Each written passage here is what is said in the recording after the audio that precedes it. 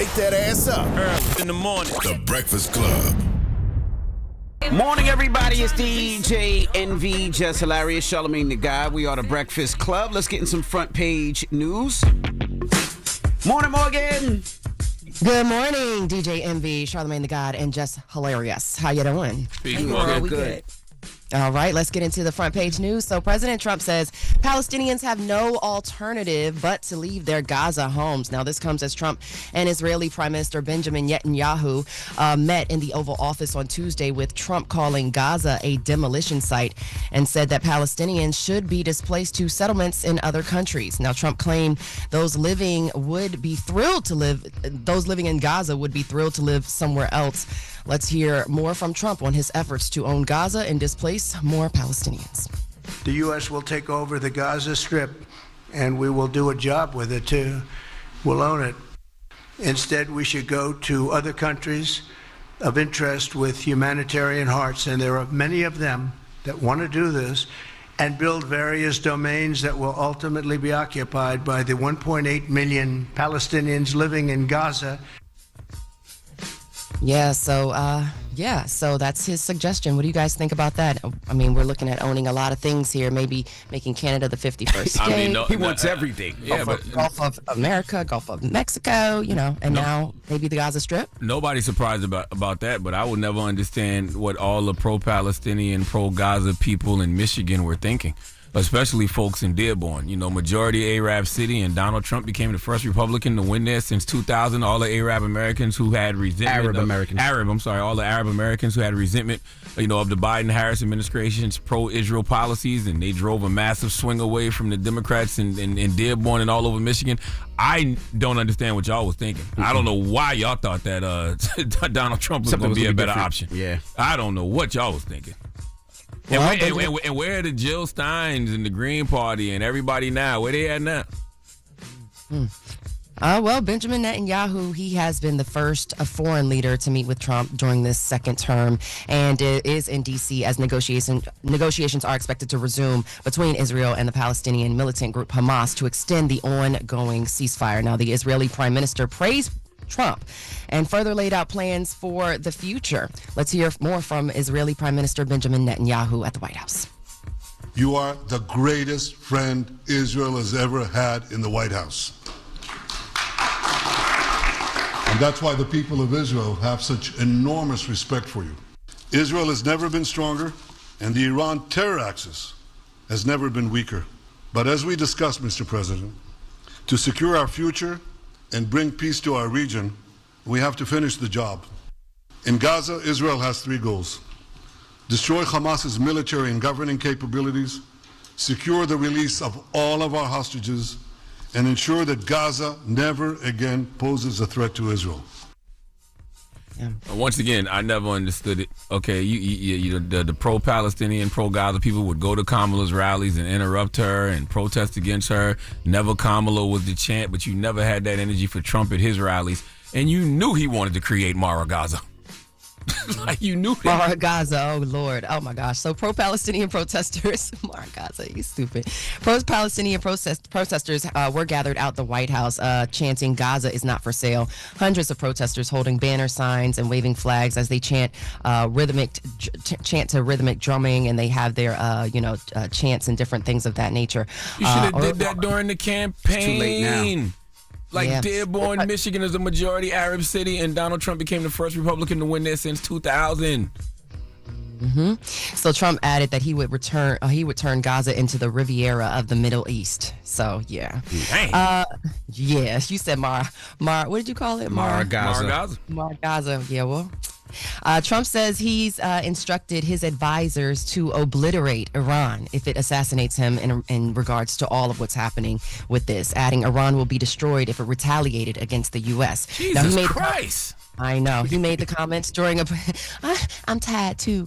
He made the comments during a press conference at the White House on Tuesday while signing a presidential memorandum to increase pressure on Tehran. Now, that memorandum calls for maximum economic sanctions and enforcement mechanisms against Iran. Let's hear more from President Trump on Iran.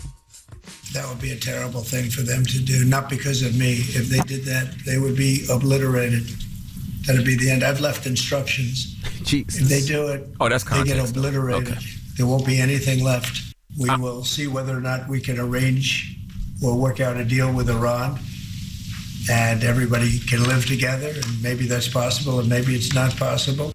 I understand the context. I hope that doesn't happen, but he's saying if they assassinate him, If they take him out. wipe them out. Yes. Fair. Okay, so you said fair. Federal authorities have been monitoring threats against Trump from Iran for years after Trump ordered to kill the top Iranian military leader in 2020. So this is a real, live, ongoing thing, and I will keep you posted. Trump might as well put out a drill album at this point. I mean, Jesus Christ. I mean, come on, man. All right. Well, that is front page news. Thank you, Morgan. Thank you. All right. In the next hour, we will talk about don't order anything from China right now. It's not going to get to us, so I'll tell you more. Wake that ass up. In the morning. The Breakfast Club. Morning, everybody. It's DJ NV, Jess Hilarious, Charlamagne the Guy. We are the Breakfast Club. Let's get in some front page news. Morgan, what's up? Listen, have you ever ordered something and you know it was being shipped from China? And it takes a little while, right? Well, right now, I would just suggest don't order anything from China right now. We got the tariffs and stuff going on. So United States Postal Service is no longer accepting packages from China or Hong Kong. As of Tuesday, the USPS released a statement saying they are suspending international package acceptance from China and Hong Kong Post until further notice. Now, letters and flat envelopes will still be accepted. The news comes after President Trump announced a 25% tariff on China and after China imposed retaliatory tariffs of their own. Yes, China is slapping tariffs on some U.S. products in retaliation for President Trump's enactment. Now, Beijing said overnight that it will charge extra tariffs on 15% on coal and liquefied natural gas, along with 10% on crude oil, farm equipment, and some cars starting next week. Over the weekend, of course, Trump signed 10% tariffs on China, in addition to existing 25% tariffs that already applied in his first term. So what do you guys think about that? Them Shein packages, them Fashion Nova packages, they not coming, y'all. Yeah, and Temu, yo, damn. That happened during Trump's first administration, though. Like, we forget that because, COVID happened, but right before COVID, it was exactly the same thing. So, So how long this raid be, though? Why? We will. When the last time you ordered from Temu? Not Temu, but Fashion Nova. She said. Fashion Nova. Which one is it?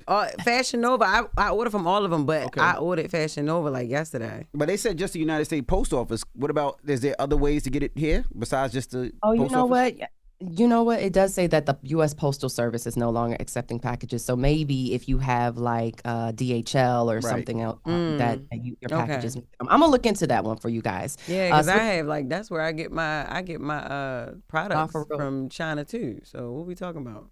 That's crazy. Hey, you might want to look into that. So switching gears, Vice President J.D. Vance. We were wondering, hey, where's Vance been?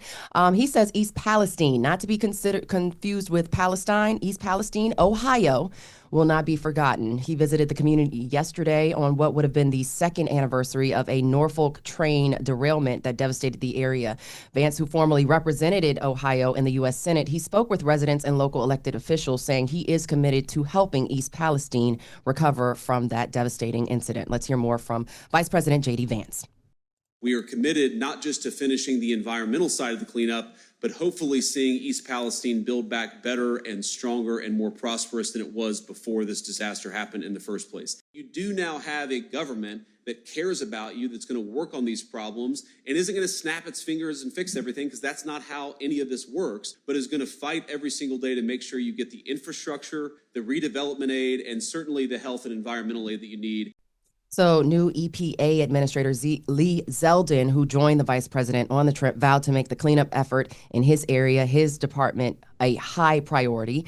While in East Palestine, Vance also addressed U.S. tariffs on China, Canada, and Mexico, saying Mexico was afraid of the tariffs, and that's why they're taking their border enforcement and anti-cartel efforts more seriously, as we have seen as a result of Mexico.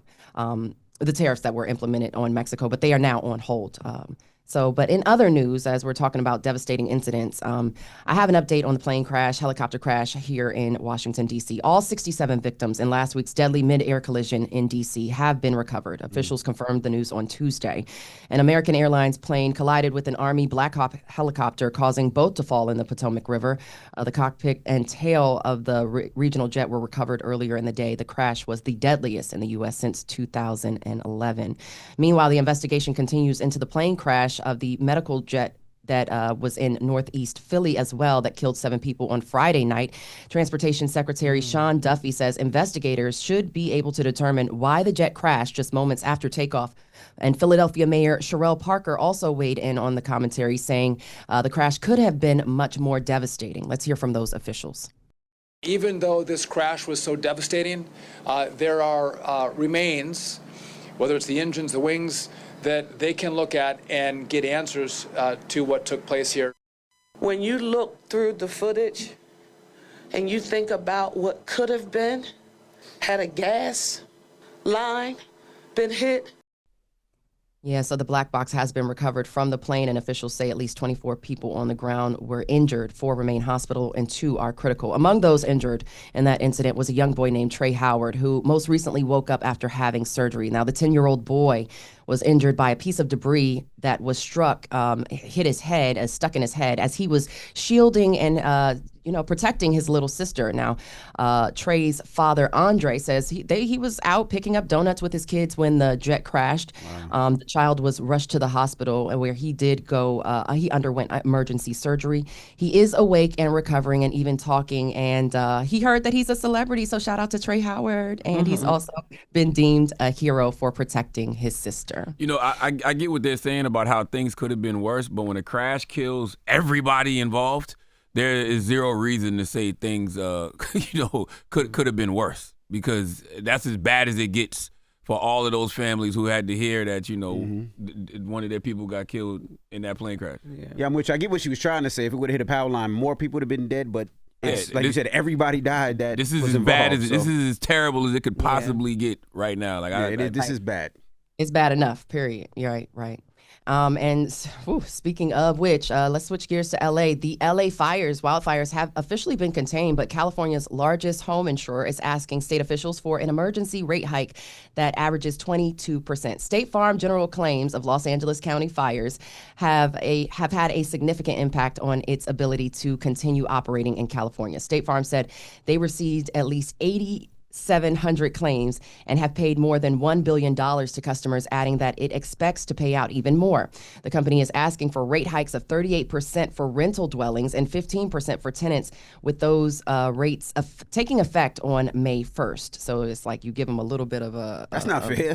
That's not I'm right. like, you give it a little bit of wiggle room to recover, and then, by the way, your rate's going to go up. But State Farm on Monday that the request is necessary to rebuild its capital base. That's not fair. No, because there's people that's been paying homeowners insurance and never used it ever in their life. And now, it's a gamble that they take, right? Because there's a lot of times people never use their homeowners insurance and still have to pay. But now you're saying, okay, all this insurance that people have been paying, you don't have the money to pay these people out. And they're saying, well, now you got to pay a 20. That's not right. That is not right. And imagine, well, not to say it like this, imagine being impacted, but imagine not being impacted and still having to, it's just that's not right. Across the board, it's just terrible. So, but yeah, I'll keep you guys posted as to everything that's happening on the front page. That's your front page news. I'm Morgan Wood. Follow me on social at Morgan Media. And for more news coverage, follow us at Black Information Network. Download the free iHeartRadio app and visit us at BINnews.com. Thank y'all. Have a good one. Wake that ass up early in the morning. The Breakfast Club.